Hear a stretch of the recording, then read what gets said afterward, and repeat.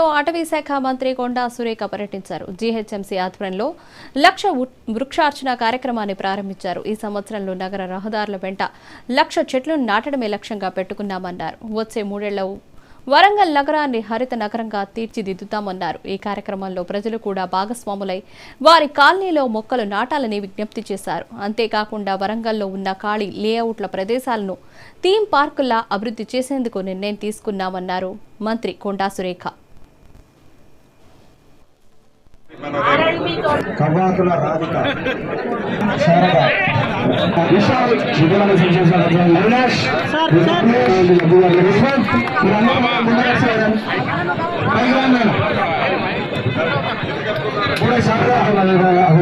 Cycle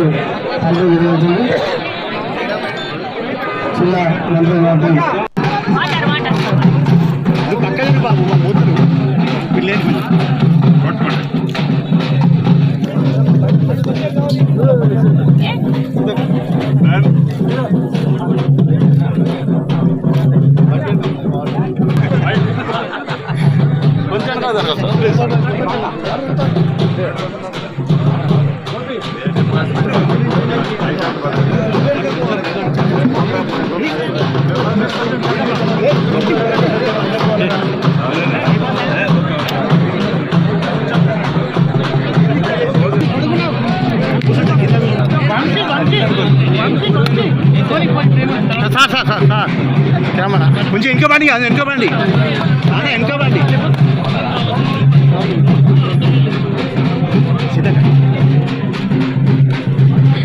వెనుక అమ్మ కొంచెం తింటలేరు కొంచెం వెనుక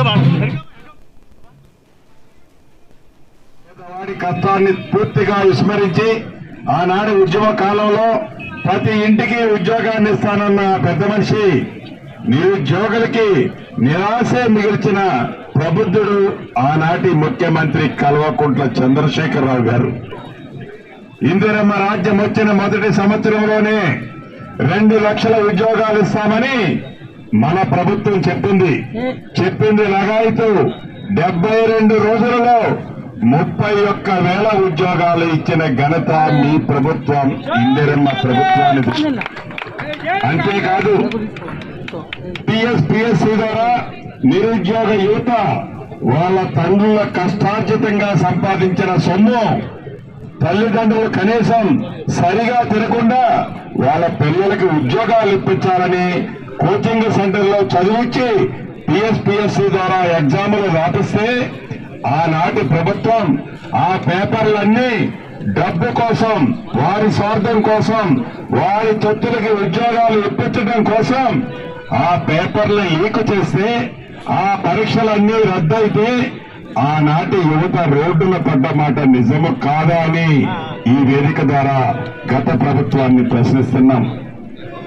ఈ ప్రభుత్వం వచ్చిన తర్వాత ఆనాడు ఎవరైతే టీఎస్పీఎస్సీలో అక్రమాలకి పాల్పడ్డ అధికారులందరినీ తొలగించి చిత్తశుద్ధితో నిజాయితీ పరులైన అధికారుల్ని ఈనాడు టీఎస్పీఎస్సీలో నియమించి ఇప్పటికే యుద్ధ ప్రాతిపదిక మీద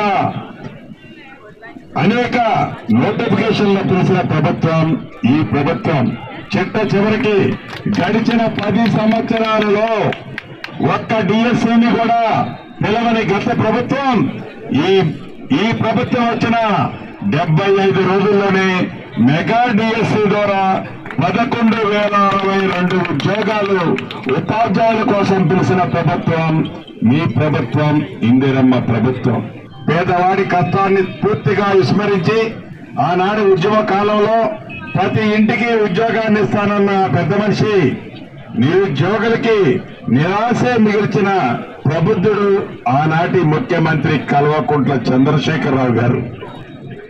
ఇందిరమ్మ రాజ్యం వచ్చిన మొదటి సంవత్సరంలోనే 2 లక్షల ఉద్యోగాలు ఇస్తామని మన ప్రభుత్వం చెప్పింది లగాయితూ 72 రోజులలో 31,000 ఉద్యోగాలు ఇచ్చిన ఘనత మీ ప్రభుత్వం, ఇందిరమ్మ ప్రభుత్వానికి. అంతేకాదు పిఎస్సి ద్వారా నిరుద్యోగ యువత వాళ్ళ తండ్రుల కష్టార్జితంగా సంపాదించిన సొమ్ము తల్లిదండ్రులు